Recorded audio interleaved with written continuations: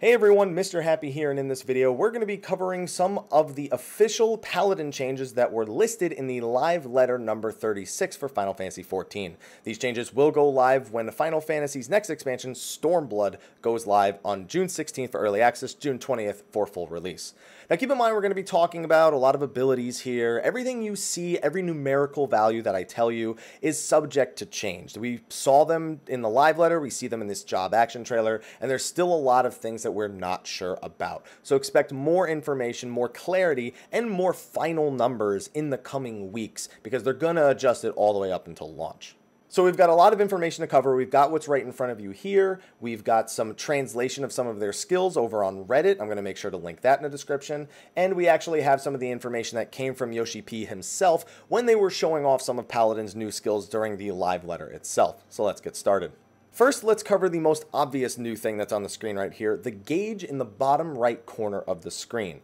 Now, according to Yoshi P, that is called the Oath gauge, and it changes depending on whether you're in Shield Oath or Sword Oath. We notice when it's in Sword Oath, it actually is generating constantly while he's attacking the dummy, but once he goes to Shield Oath, it just stops generating. So it's possible that they each have different forms of generation. My chat heavily speculated that you need to be hit in order to generate Shield gauge, or in order to generate Oath gauge when in Shield Oath. But we'll need to wait for further clarification on how to build the gauge when you're actually in Shield Oath. Now, what can you use your Oath gauge on? Well, in the trailer, we only see one ability, and that's actually Sheltron. It's a very important topic to talk about Sheltron, but we'll talk about that in a little bit. We have to assume that there's other abilities that use Oath gauge, but for now that's the only one we can definitively say that does use it. I'd also like to point out when he switches from Sword Oath to Shield Oath, his gauge decreases to half of its current value. That's something we'll see in a lot of the other jobs as well, but it's a strategic element to keep in mind when you're switching between Shield Oath and Sword Oath. Now, since we just talked about Sheltron, I want to talk about block.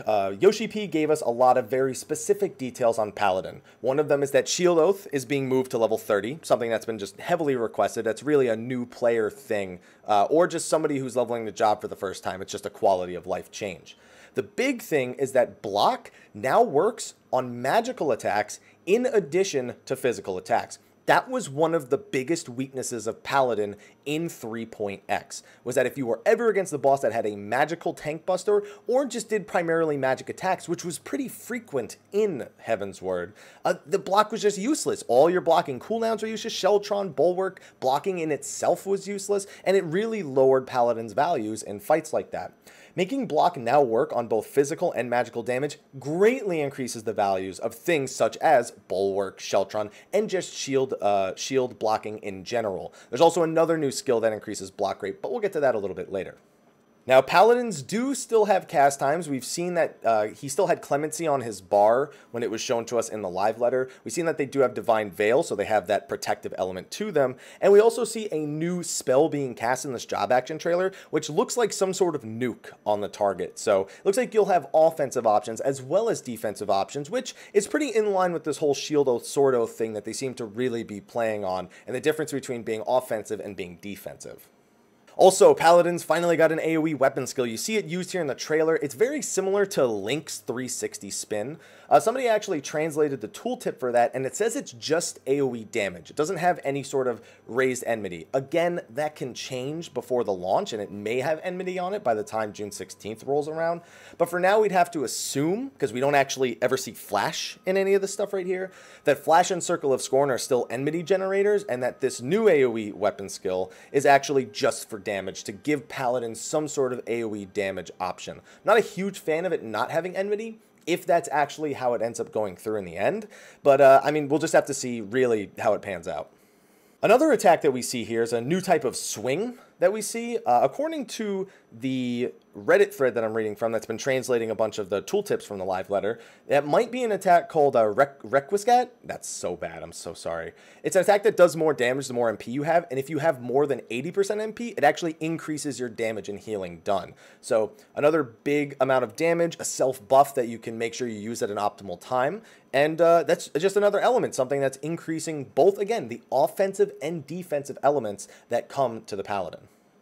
One thing I almost forgot to mention, actually, I should have mentioned it way earlier, is that Royal Authority in this job action trailer actually combos off of Riot Blade. Originally, it comboed off of Savage Blade. It was kind of weird doing your Enmity combo and then doing a damage finisher. So it would make sense that it's off Riot Blade now. So that would mean that you have Goring Blade. Well, theoretically, if Goring Blade's still there, I don't remember if we actually see it. I gotta watch just one more loop of the video here to see if he actually uses Goring Blade in this. Goring Blade and Royal Authority off of Riot Blade, and then you would have Rage of Halone off of Savage Blade, which does actually make a lot of sense. It's what should have been for all these years, in my opinion. So I hope that's how it pans out in the end with all three of those finishers, if we still have three finishers, that is. The big ability everybody notices when they actually watch this trailer is definitely the very final ability, where he sticks his sword in the ground, plants his shield, and covers an area behind him. This attack is called Passage of Arms, according to Naoki Yoshida. It gives you 100% block rate for the duration of the channel. And keep in mind, it channels like Collective Unconscious does for Astrologian currently, if you're trying to get an idea of what that's like.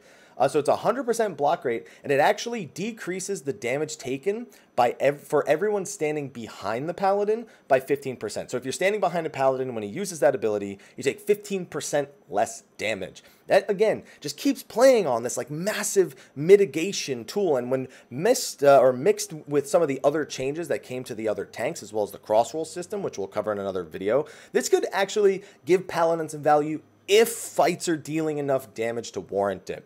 Divine Veil having the shield tied to it, hopefully. Clemency being the heal with all the extra MP you'll get with Royal Authority. You have this to block some damage. We have...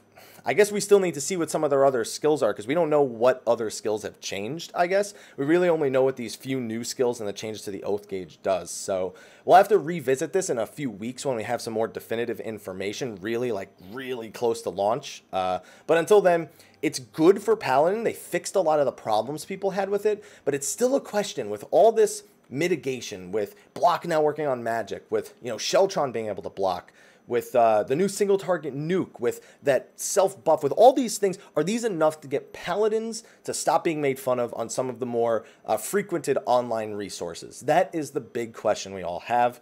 I'm personally impressed with what I saw, but we'll have to see more to see if it all comes together into a job that's generally more desirable. Those of you who love Paladin, who have been playing it, even through the ridicule that people may have been giving you, I think you guys got exactly what you asked for, in a tank that feels like the main tank. Like when I look at those skills, especially Passage of Arms, I see a protector.